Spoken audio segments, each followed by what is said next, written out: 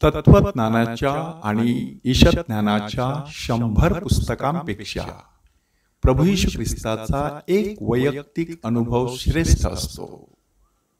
शब्द आहेत pope Francis यांचे शुभवर्तमानाचा आनंद ह्या परिपत्रकामध्ये उच्चारलेले.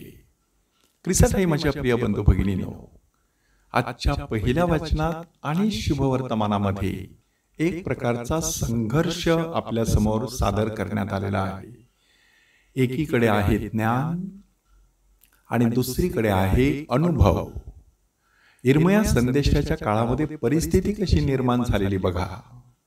यिर्मया संदेशाला परमेश्वराने पाचारण केलं आणि त्याला सांगितलं की माझ्या लोकांना जाऊन सांग की ज्या जेरुसलेमच्या मंदिराविषयी तुम्ही एवढा मोठा अभिमान बाळगत आहात, ते मंदिर लवकरच उद्ध्वस्त केलं जाणार आहे.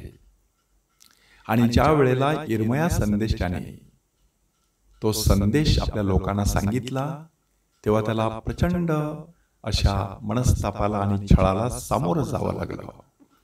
त्याच्या संदेशाचा ग्रंथ अग्नीमध्ये जाळण्यात आला, त्याचे पाय खोड्यात अडकविण्यात आले, त्याला कोरड्या विहिरीमध्ये टाकण्यात आले, दलदलीमध्ये तो रुतला, त्याला बराचसा मनस्ताप आणि छळ सहन करावा लागला, गुपचूप लपून त्याला फिरावं लागलं.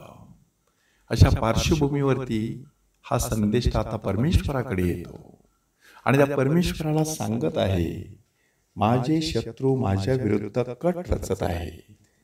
आणि परमेश्वराने मला ह्याविषयीची सूचना दिलेली होती. मी तर कत्तलखान्याकडे निमूटपणे नेल्या जाणाऱ्या कोकरासारखा वागत होतो. अगदी निरागस माझ्या विरुद्ध कट कारस्थाने माझ्या शत्रूंनी रचली आहेत ह्यांची मला कल्पना नव्हती. ते म्हणत असावेत, झाड हिरवेगार आहे तोच त्याला तोडले पाहिजे. ह्या यिर्मयाचा काटा एकदा काढून टाकला की कोणी त्याची आठवणही करणार नाही. ह्या एकंदरीत वर्णनावरून आपल्या लक्षात येतं की काय त्या संदेशाच्या मनाची स्थिती निर्माण झाली असेल.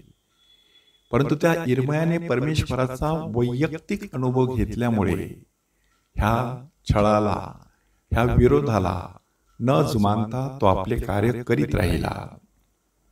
लोक मात्र अज्ञानापोटी त्याचा छळ करतच राहिले.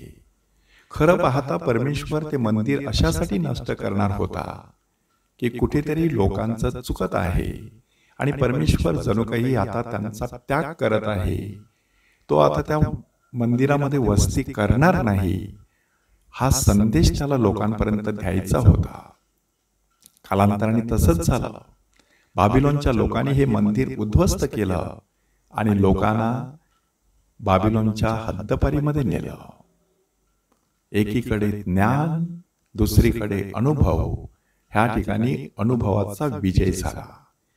सर्वसाधारणपणे तसंच काहीतरी आजच्या शुभवर्तमानामध्ये घडत असताना दिसत आहे. लोकांमध्ये प्रभू येशू ख्रिस्ताविषयी वेगवेगळ्या प्रकारची मतांतरी होती. कोण म्हणत होता हा खरोखरच संदेश आहे, आणखी कित्येक म्हणत होते हा ख्रिस्त आहे. परंतु दुसऱ्या काही लोकांनी विचारलं, ख्रिस्त गालिलातून येतो का?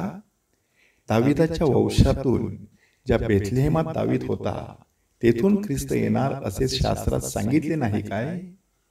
कुठे सांगितले होते असे?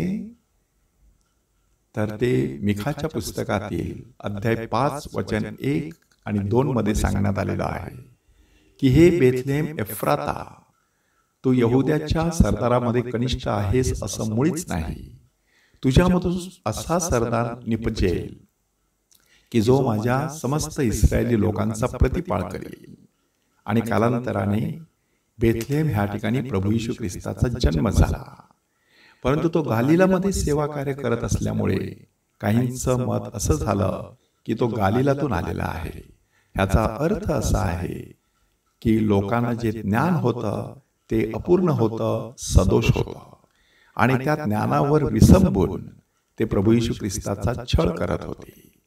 परंतु प्रभू येशू ख्रिस्त मात्र साक्षात परमेश्वराचा पुत्र, त्याने परमेश्वराचा अनुभव घेतलेला आणि त्याचाच अनुभव पुढे निकोदेमसने घेतलेला. म्हणून हाच निकोदेमस आपला अनुभव पाठीशी घेऊन सभास्थानामध्ये आणि ज्या ठिकाणी न्यायसभा भरत असे अशा अधिकाऱ्यांच्या बैठकीमध्ये उघडपणे येशूच्या बाजूने साक्ष देतो की एखाद्या माणसाचं ऐकून घेतल्याशिवाय आपण त्याचा कधी न्याय करतो का? कारण निकोदेमसने एक रात्र घालवून प्रभू येशू ख्रिस्ताचं ऐकलेलं आणि त्या अनुभवाने तो तेजस्वी बनलेला, पूर्णपणे बदलून गेलेला.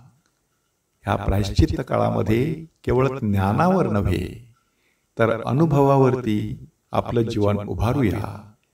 कारण 100 तत्वज्ञानाच्या पुस्तकांपेक्षा प्रभू येशू ख्रिस्ताचा एक वैयक्तिक अनुभव अधिक श्रेष्ठ असतो.